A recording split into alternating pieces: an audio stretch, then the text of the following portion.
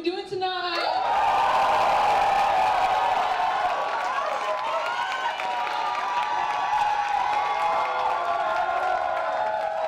My name's Alimah. So, when I was younger, you know, I thought that Mary Poppins was Muslim. And you may be thinking, how does someone in their right mind just, you know, like stumble upon that conclusion? Well, you know, in the song Supercalifragilisticexpialidocious, which, by the way, when I was writing this set, spelled the word right on the first track. But you know, spelled it right on the first try, but whenever I try to spell simple everyday words, like literal everyday words, like Monday, Tuesday, and arguably the hardest day of the week to spell, Wednesday, can't do it. But that's neither here nor there. But anyways, in Supercalifragilisticexpialidocious, there's a part of the song that goes, hum diddle little little hum diddle lie, hum diddle little little hum diddle lie. And me, from the ages of like 4 to 8 years old, just want to preface, I was extremely religious. Like, to the point where I was questioning my own mother as to why she didn't wear her hijab, you know? And so I truly believed that Mary Poppins was singing, hum diddle little little, alhamdulillah, alhamdulillah, you know, some hum diddle little little with the side of praise be to God. And with my very religious self, I was just so happy to see some true Muslim representation on the screen, you know? And then I was like, wait a second. How is this Muslim, non-hijabi, white woman, the nanny for 2 British, presumably Christian kids, right? Something just wasn't adding up. You know, for the geopolitical climate of the early 1900s, the Banks family was super progressive. Like, it does not seem like a safe space for my Muslim queen, and yet she is thriving. And then, you know, I started to ask my mom a few questions about the sort of Islamic programming she was letting her children watch. And I asked her if Mary Poppins was Muslim, right? Why is she British, one? And why is she also Julie fucking Andrews? Like, so my mom had the huge, some would say gargantuan job of letting me down easy. However, my immigrant mother has no concept of what letting someone down easy is. And so she said that she is not Muslim, and that I am insane.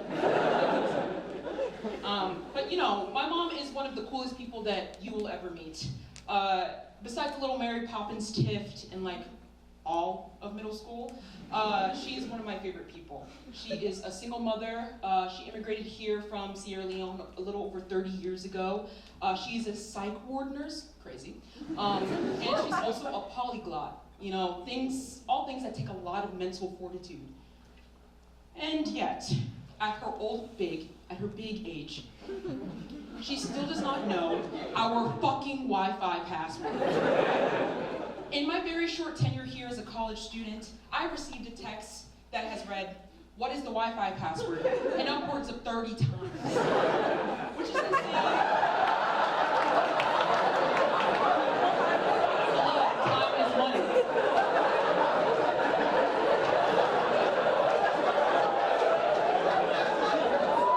Crazy for a few reasons. One, as you all know, the password saves automatically to your phone after putting it one time. So, how many devices is she hooking up to our Wi-Fi? Also, how many people is she letting into our house with devices that I don't know about? 2, the password is quite literally our last name. Like I said, my last name is Jalloh. 6 letters, no additional numbers or symbols. I created this password that simply to specifically avoid this scenario. But you know, nevertheless, she persists. And so do her incessant text messages. But yes, like I said, she's a psych ward nurse, but she's also a polyglot. She knows about 6 or 7 worldwide known languages, and about 150 tribal languages and dialects. Yeah. But like,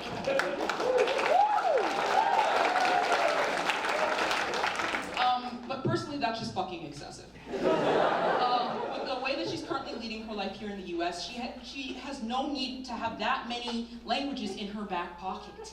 Also, there's so many English words that just don't translate into those languages. Sometimes I walk into a room and she's on the phone with a family member and she's going, calculator. Yes, calculator. Homeowners insurance. She goes to Bowdoin College. Like, bro, at that point, just switch languages. Like, I totally understand the need to preserve familial traditions, languages, and practices. But if you both speak English and this tribal language is failing you to give you the nuance you need to talk about your 2024 tax return, I feel like it's okay to just switch it up just this once, you know? Our tax guy is actually also from Sierra Leone, and it also assumes that I know the same dialects and languages that my mother knows. So every now and then I walk into his office, and he looks at me and he goes, pay stubs? Pay stubs? And, you know, I hand him my pay stubs because context clues. But, you know, maybe I'm just being spiteful because every single day I wake up and I open the godforsaken Duolingo app just trying to have a sliver of what my mom has. You know, she can speak to over 65% of the world's population, and I'm sitting here being faced with sentences like, le fraise est rouge. The strawberry is red.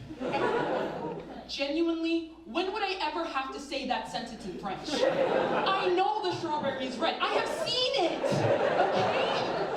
I have a 345-day streak, and what do I have to show for it?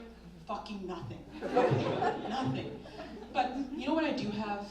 At the end of the day, when it's all said and done, I hold it very close to my heart, and that is our fucking Wi-Fi password. Merci everyone, thank you so much.